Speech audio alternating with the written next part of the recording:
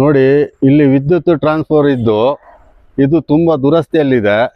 ಅದರ ಚಾನಲ್ಗಳು ಕೂಡ ತುಕ್ಕಿಡಿದಿದೆ. ಈ ಟ್ರಾನ್ಸ್ಫಾರಮ್ ಯಾವಾಗ ಬೀಳುತ್ತೆ ಗೊತ್ತಾಗಲ್ಲ. ಕಂಬಗಳು ವಾಲಿದೆ, ಅಲ್ಲಿ ಕಟ್ಟಾಗಿದೆ ಕೆಳಗಡೆ.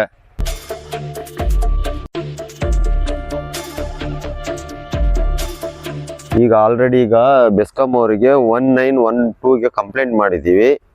ಈಗ KBRಗೂ ಈಗ ಆಲ್ರೆಡಿ ಇನ್ಫಾರ್ಮೇಶನ್ ಮಾಡಿದ್ದಾರೆ ನಮ್ಮ ಉಪಾಧ್ಯಕ್ಷರು. ಈ ಸೀರಿಯಸ್ ಆಗಿ ಗಮನ ಹರಿಸ್ಕೊಂಡು ಈಗ ಆಲ್ರೆಡಿ ಇಲ್ಲೆಲ್ಲ ಜನಸಂಖ್ಯೆಗಳು ದಟ್ಟಣೆ ಇದೆ. ಈಗ ಆಲ್ರೆಡಿ ಹೈವೇ ಇದು 100 ಮೀಟ್ರ್ ಒಳಗಡೆ ಇದೆ, 50 ಮೀಟ್ರ್ ಒಳಗಡೆ ಇರೋದ್ರಿಂದ ಆದಷ್ಟು ಬೇಗ ತೆರವು ಮಾಡಿ ನಮಗೆ ಮಾಡಿಕೊಡ್ಬೇಕು. ಇಲ್ಲ ಅಂತ ಹೇಳಿದ್ರೆ ಗಾಳಿ ಮಳೆ ಬಂದರೆ ಸಾಧ್ಯವಾದರೆ ಬಿದ್ದು ಬಿಡುತ್ತೆ ಟ್ರಾನ್ಸ್ಫಾರಮ್. ಇದು ಸೀರಿಯಸ್ ಆಗಿ ತಗೊಂಡು KBR AWE ಅವರು ಸಂಬಂಧಪಟ್ಟ ಅಧಿಕಾರಿಗಳು ಇದನ್ನ ಸೀರಿಯಸ್ ಆಗಿ ತಗೊಂಡು ಇಮಿಡಿಯೇಟ್ ಆಗಿ ತೆರವು ಮಾಡಿಸ್ಬೇಕಂತೇಳಿ ತಮ್ಮಲ್ಲಿ ಮನವಿ ಮಾಡ್ತೀವಿ.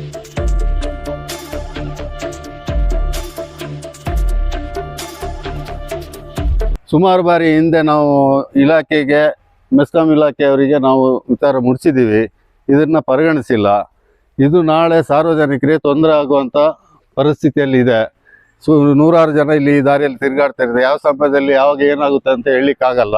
ದಯವಿಟ್ಟು ನಾವು ಇದರಿಂದ ಕೂಡ ದೂರು ಕೊಟ್ಟಿದ್ದೀವಿ, ನೀವು ಗಮನಿಸಲಿಲ್ಲ, ಬಂದು ಅಲ್ಲಿಂದ ಅಲ್ಲಿಗೆ ಸರಿ ಮಾಡಿ ಹೋಗಿದ್ದೀರಿ.